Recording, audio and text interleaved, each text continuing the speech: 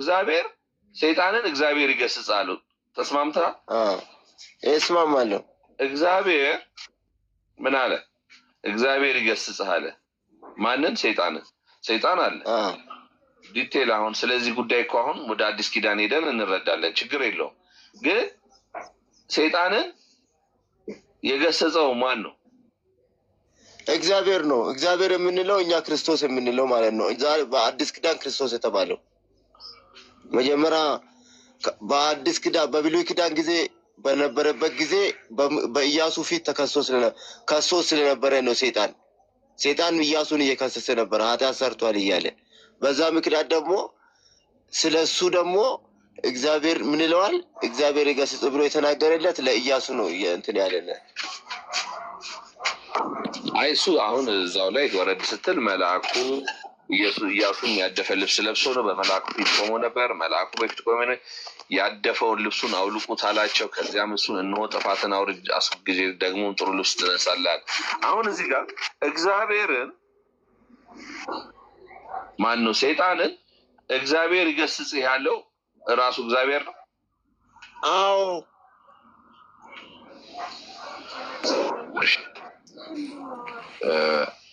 ይሄም በመንፈስ ነው የተገለጠልህ። ትክክል። ይሄ በጣም የምሬን ነው።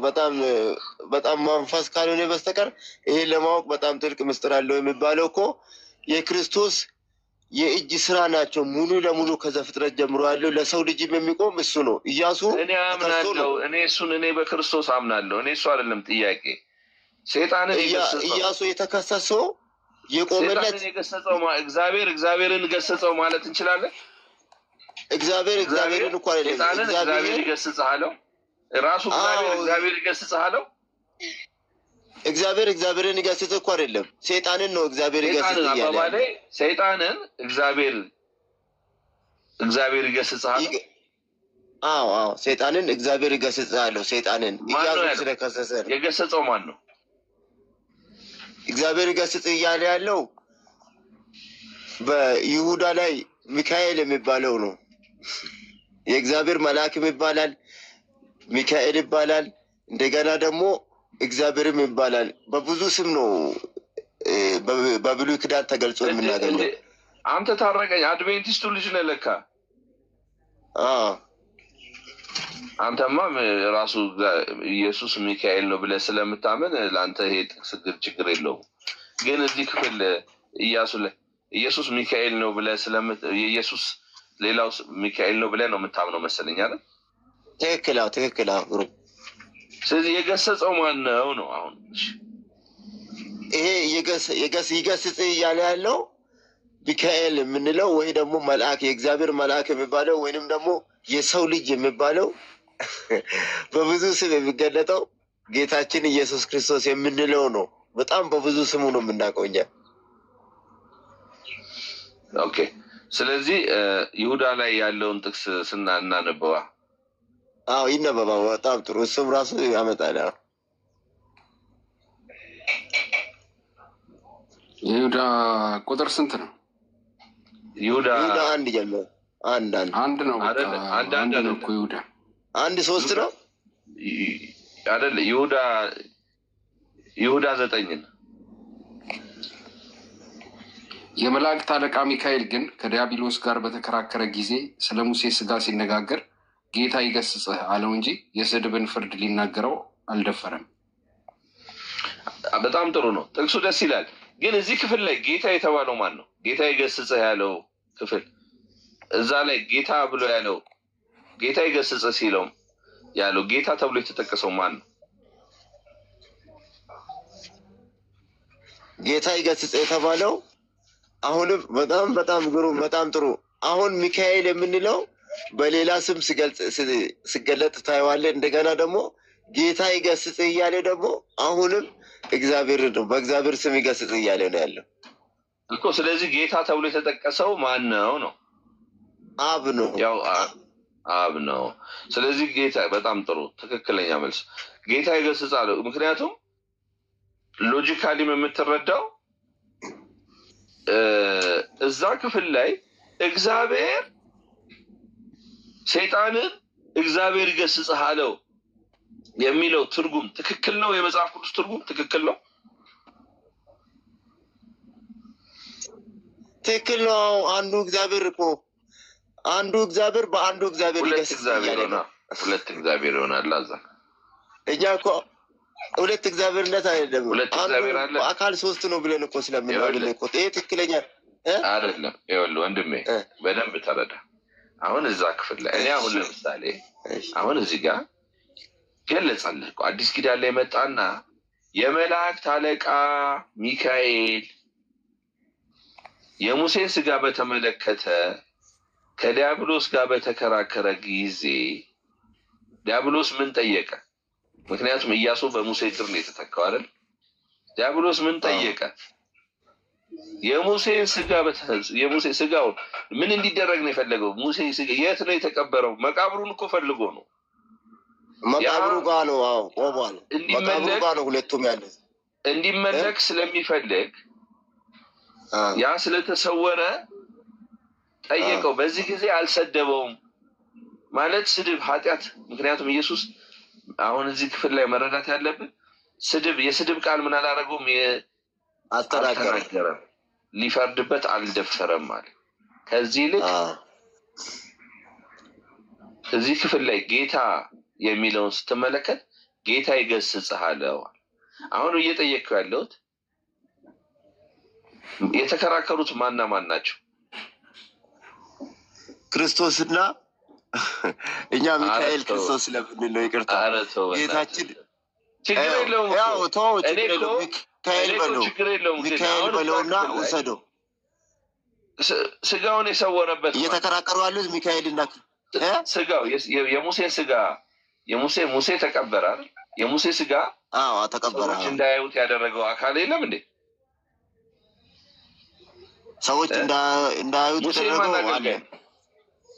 ሙሴ ማን አገልጋይ ነው? የእግዚአብሔር አገልጋይ፣ እንደ አምላክ የእግዚአብሔር አገልጋይ ነው። አዎ በፈርዖን ላይ እንደ አምላክ አድርጎ የተሾመ አይደለ እንዴ? ሙሴ ነቢይ የሆነ ፈራጅ የሆነ ህዝቡን የመራ እድሜው ሲደርስ ከዛ በኋላ እንደውም በእሱ የተተካው ኢያሱ ነው። ወደ ተስፋይቱ ምድር አትገባም የተባለው ያችን በአይነት አያት አለ ግን አትገባም ተብሎ የተወሰነበት ሲሞት መቃብሩ ሰዎች እንዳያመልኩት ሌላ ነገር እንዳይሆን፣ ምክንያቱም እሱ ብቻ ሊመለክ የሚፈልግ አምላክ አለ። እሱ ብቻውን፣ ምክንያቱም አምላክ ነው፣ ፈጣሪ ነው። በዚህ ምክንያት ምን ተነሳ? ክርክር። ይሄ የተገለጠው የእግዚአብሔር መንፈስ ነው። ትክክል ነው። አሁን ይሄ ክርክር ማለት ነው። ይሄ ውይይት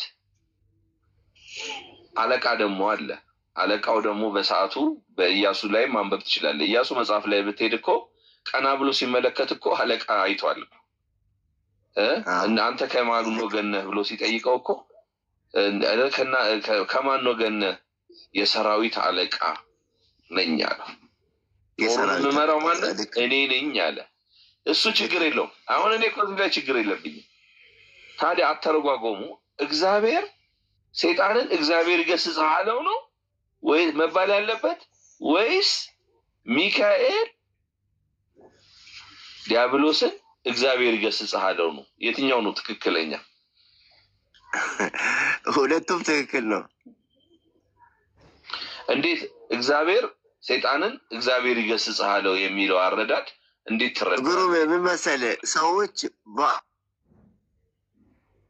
አንድ ስም ስለሚያውቁት ነው። አሁን ለእኛ ችግር የለውም። አሁን ሚካኤል የሚለውን ለሌላ ሰው ለሌላ አካል ተሰጥቶ፣ የእግዚአብሔር መልአክ የሚለውን ለሌላ ሰው ተሰጥቶ፣ የሰው ልጅ የተባለውን ለሌላ ሰው ተሰጥቶ በዛ ምክንያት ነው እንጂ እኔ አሁን ለውጥ አመጣብኝም። እግዚአብሔር የሚለውም ለሱ ነው፣ የእግዚአብሔር መልአክ የሚለውም ለሱ ነው። የእግዚአብሔር መልአክ እግዚአብሔር ነው ብለህ ነው የምታምነው አንተ? የእግዚአብሔር መልአክ እግዚአብሔር ነው ብለህ ነው የምታምነው? የእግዚአብሔር መልአክ የሚለው እኮ እግዚአብሔር ከሚለው አንዱ ነው ወይ? የእግዚአብሔር መልአክ እግዚአብሔር ነው ወይ? ራሱ እግዚአብሔር ነው። የእግዚአብሔር መልአክ ማለት እኮ የእግዚአብሔር መልአክ ማለት የክርስቶስ ስም ነው። ከዛም በኋላ የክርስቶስ ስም የሚለው ክርስቶስን እግዚአብሔር ነው ብለህ መጠየቅ ትችላለህ። እንደገና እዚህ ርዕሱ ላይ ስለዚህ የእግዚአብሔር መልአክ ክርስቶስ የእግዚአብሔር መልአክ ሚካኤል ራሱ እግዚአብሔር ነው። እንደዛ ነው። አይጋጭብህም ከሌሎች ትምህርቶች ጋር? አይጋጭም። አሁን ለምሳሌ እኔ ስም ታረቀኝ፣ አቤ፣ ገመዳ፣ ቶሎሳ ከሆነ ችግር የለብኝም ለራሴ ማለት ነው። ስም ስንት አለኝ እኔ? 1-4 ስሞች አሉኝ፣ 5ም ሊሆን ይችላል። ይሄ ስሜ ነው። ቶሎሳ እንደዚህ ያደረገ ቢባልና ገመዳ እንደዚህ ያደረገ፣ ታረቀኝ እንደዚህ ያደረገ ብል ለሰው ነው ግራ የሚያጋባው፣ ለታረቀኝ ግራ ያጋባው ስሜ ስለሆነ ማለት ነው። ሰዎች አንዱን ስም ይዞት የክርስቶስን አንዱን ስም ይዞት በዛ ተረዱትና ያኛው ሌላ ሰው ነው አካል ነው ብሎ ስለተረዳ ነው እንጂ ለኔ ለታረቀኝ ስሞቹን ስለማውቀው ለኔ ችግር የለብኝም። ስሞቹ ለኔ ችግር የለብኝም። ለዛ ነው እኔ በዛ ነው የምንረዳው። ዛሬ እናንተ እረፍት ቀናችሁ ነው አይደል? ዛሬ እረፍት ናችሁ። ምንም አይነት ስራ አትሰሩ ማለት? አንሰራም ማለት ስልክም አታነሱ። ስልክ ማለት አታነሱ ማለት እኛ የስራ ስልክ የእግዚአብሔር የስራ ስልክ ዛሬ እንትን አይደል? የስራ ስልክ አሁን እኛ መንፈሳዊ ስለሆነ ነው። ሰንበትን ትጠብቃለህ? እሺ እኔ አሁን ጥያቄ እኔ ግራ ስለገባኝ ነው። መላእክት አሉ እና መላእክት በሰማይ የሚያገለግሉ አሉ፣ አለቆች አሉ ማለት ትልልቅ ስልጣን ያላቸው መልአክ አሉ በሰማይ ላይ። እውነት ነው። ይሄን የገለጠልህ አሁን የእግዚአብሔር መንፈስ ነው ወንድሜ። ግን እኔ አንድ ጥያቄ ልንገርህ እና ባለፈውም ጠይቄ ያልመለስክልኝም። እሺ በደመና የሚመጣው ማን ነው?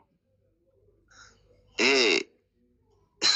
በመስቀል የሞተው ጌታችን ኢየሱስ ክርስቶስ የምንለውን በመልአክ ታጅቦ ከኖርማል መልአክ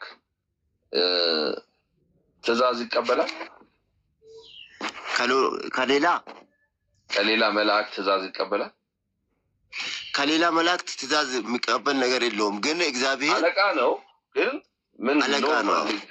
ከኖርማል መልአክ ምንም ስልጣን ከሌለው መልአክ ትእዛዝ ይቀበላል? እሱ ትእዛዝ ሰጪ ነው እንጂ ትእዛዝ አይቀበልም። ከአብ ወልድ መንፈስ ቅዱስ ጋር ተስማምቶ ነው የሚሰራው። ወንድሜ እኔ አሁን ጥያቄ እየጠየቅኩ አሁን አንተ አለቃ ነው በደመና የሚመጣው እሱ ነው ብለኛል። እውነት ነው። ኃይልም ስልጣንም አለው አውቃለሁ፣ አምናለሁ። ከኖርማል መልአክ ትእዛዝ ይቀበላል ወይ? ከኖርማል ትእዛዝ እሱ ሰጪ ነው። እንዴት ይቀበላል? እሱ እኮ ትእዛዝ ሰጪ ነው። ማስረጃ አላሳይ። አንተ አሁን መልአክ ብለህ የምታነብበት ቦታ ማለት ነው። አሁን ይኸውልህ ቀድመህ ዲፌንድ አታድርግ። ይኸውልህ እኔ ማስረጃ ላቅርብ ወይ ነው ያልኩት። ፈቅድልኛለህ? አምጣ፣ መጽሐፉ አንብቦ ችግር የለውም። እሺ አመሰግናለሁ። አንዴ ሚውት አድርገው። ዘትሩዝ አለው። አሁን የመላእክት አለቃ ነው ብሎኛል። ትእዛዝ ይቀበላል ወይ ስለው አይቀበልም እሱ አዛዥ ነው ብሎኛል። እስቲ አንድ ጥቅስ አውጣልኝ። ራዕይ ዮሐንስ ምዕራፍ 14 ታወጣልኝ። ቁጥር ስንት? ቁጥር 14 እና 15 ሁለቱ ክፍል። አየሁም እነሆም ነጭ ደመና፣ በደመናውም ላይ የሰውን ልጅ የሚመስል ተቀምጧል። በራሱም ላይ የወርቅ አክሊል፣ በእጁም ስለታም ማጭድ ነበረው። ሌላ መልአክም ከመቅደሱ ወጥቶ በደመናው ላይ ለተቀመጠው የማጨድ ሰዓት ስለደረሰ ማጨድህን ስደድና እጨድ፣ የምድሪቱ መከር ጠውልጓልና ብሎ በታላቅ ድምፅ ጮኸ። ቁጥር 16 በደመናውም ላይ የተቀመጠው ማጭዱን ወደ ምድር ጣለው፣ ምድርም ታጨደች። ቁጥር 16 ላይ በደመናው ላይ የተቀመጠው እና ማጭዱን ወደ ምድር ሰዶ ምድርን ያጨደው ማን ነው?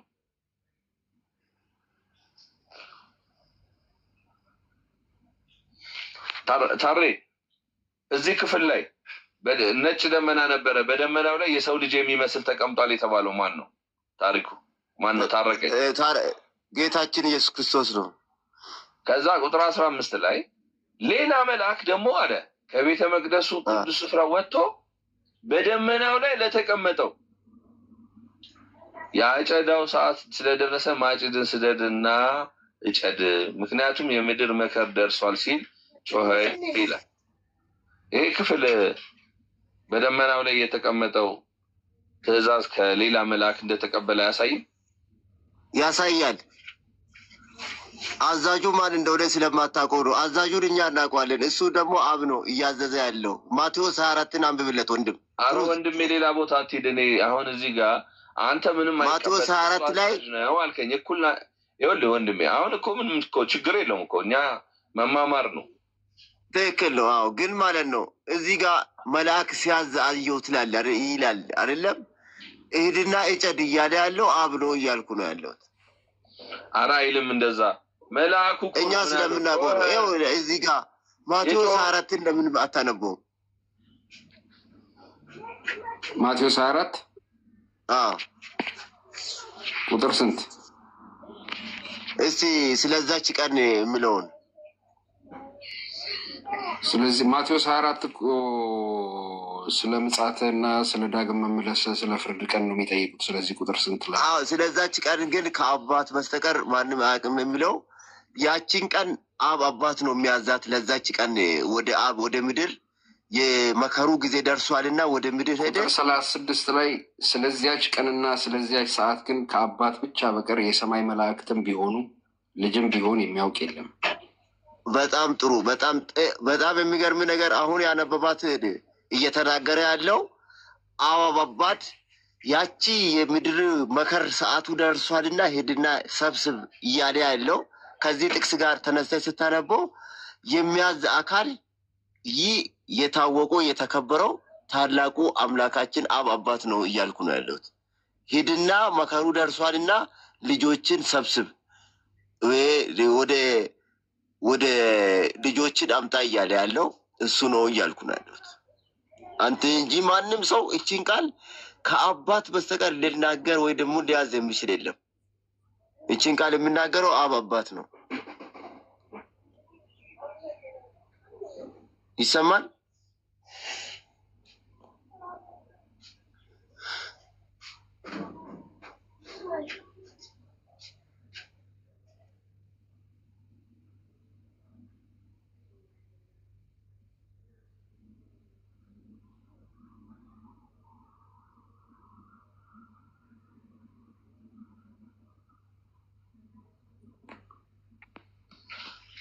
ታረቀኝ ጠራኸኝ። ስልክ ይዤ ነበር፣ በሌላ ስልክ ጠርተኝ ነበር።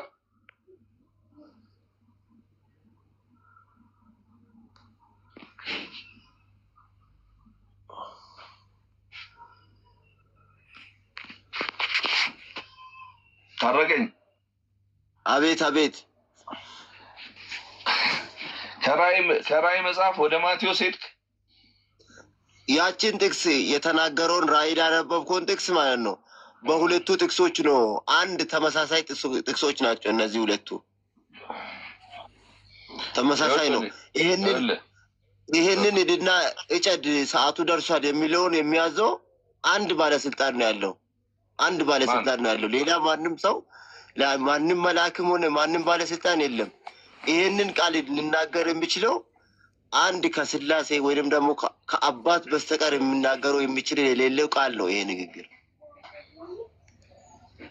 እኮ። ማቴዎስ ጋር የትኛውን ክፍል ወስደ አገናኘው ብዬ ነው። 24:36 ላይ ያለኝ ስለዚያች ቀንና ስለዚያች ሰዓት ከአባት ብቻ በቀር የሰማይ መላእክትም ቢሆኑ ልጅም ቢሆን የሚያውቅ የለም እንዴ። ስለዚህ ቆይ አሁን እኛ ከእናንተ ምንድን ነው የምንማረው?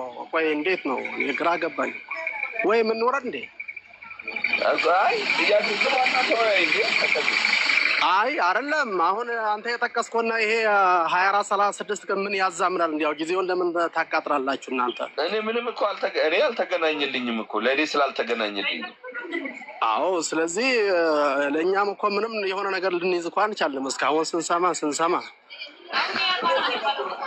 ተከዚህ እውነት የምሬ ነው ግሩሜ፣ የምሬ ነው። ቁም ነገርም አልመሰለኝም። እኔ እስካሁን ያለው ነገር አንተ ወደ ሌላ ነው የምትሄደው፣ እሱ ወደ ሌላ ይሄዳል። እኔ ምንም ልይዝ አልቻልኩም። በእኔ በኩል ግራ ገባኝ። እስኪ ቀጥሉ ልስማና። እሺ አሁን ጊዜው የትሩዝ ነው። ዘትሩዝ ደግሞ ሀሳቡን ጊዜ መናገር ከቻልክ ከተመቸ እኛ ብቻ መናገር የለብንም። እኔ አንድ ሀሳብ ቀንም ተናግሬው ነበረ። ብዙ ለየት ያለ ሀሳብ እንኳን የለኝም እውነት ለመናገር። ቅድም ሬቨሌሽን በኦንሊ ጂሰስ ሳይድ ሆኖ ሲናገር ለነበረው በኦሪት የተገለጠው ለአብርሃም የተገለጠለት እግዚአብሔር ማን ነው ብዬ ልጠይቅ ነበረ የገባው። ግን ለሌላ ጊዜም ለሌሎች ለጥያቄም ቢሆን ዋናው ቁም ነገር እግዚአብሔር ኢየሱስ ክርስቶስ የመጣው ሪስቶር ስለማድረግ ነው። ይህን የመጣውን በአዳም በኃጢአት ምክንያት የመጣውን ሞት ወደ ዘላለማዊ ሪስቶር ለማድረግ ነው የመጣው እና ይሄ ደግሞ ሀሳብ ክርስቲያናዊ ብቻ ሳይሆን ጂዊሽ ነው። አይሁዶችም ይህንን እንዲያውቁ ተጽፎላቸዋል። ለዚህ ደግሞ ትልቁ ሚስጥር ያለው ከአዳም እስከ ኖህ ድረስ ያለው እነዚህ አባቶች ስም የተጠቀሰው ይህንን ወንጌል እኛ የተቀበልነውን ወንጌል የእግዚአብሔር ልጅ ኢየሱስ ክርስቶስ ሰው ሆኖ እንደመጣና እንዳዳነ የሚያሳይ ነው የሚል ነው። ቅድም ከዋናው ኬጽዮን ነው ኬጽዮን መሰለኝ ስሙ ካልተሳሳትኩኝ እና እሱን በሱ ላስረዳው ሞከርኩኝና ምንድነው ዋናው ነገር ዲኖሚኔሽኖች አሉ፣ የተለያዩ አይነት ሃይማኖቶች አሉ። እግዚአብሔር ግን አንድ ነው እና ይህ አንድ አምላክ የሰራው ስራ የሰውን ልጆች ሞት በአዳም ምክንያት ባለመታዘዝ ምክንያት አዳም ጀመረው፣ እኛ ቀጠልን፣ ሁላችንንም ኃጢአትን ሰርተናል። ስለዚህ ያንን የዘላለም ህይወትን ሪስቶር ለማድረግ ስለማዳን ስራው ነው የተጻፈልን ሁሉም እና በዚህ አሁን ኢየሱስ የእግዚአብሔር ልጅ ነው ብለህ ስትል የተዘጋጀ ወይም አብ የለበሰው ስጋ ነው ወይም ሰውነት የአብ ሰውነት ብለህ ነው የምታምነው ወይስ? አብ መንፈስ ነው፣ እግዚአብሔር መንፈስ ነው፣ መለኮት ማለት ነው። እና ይህ መለኮት ደግሞ ማንም አላየውም፣ ግን እንዲታይ ደግሞ በልጁ ልጁን ሊገልጥ ስለወደደ ልጁ ደግሞ ኢየሱስ ክርስቶስ የአብ ቃል የነበረ ነው። እግዚአብሔር መንፈስ ነው አብ፣ ልጁ ኢየሱስ ደግሞ የአብ ቃል ነው፣ ከአብ የሚወጣ የነበረ ቃል ነው፣ ሁሉ በቃል የሆነ ነው። ይሁን እያለ እግዚአብሔር የሚወጣ የነበረው ቃል ነው ሰው የሆነው ክርስቶስ እንጂ ከአባቱ ጎን የነበረ ወይም አብሮት የነበረ አንድያ ልጅ አይደለም።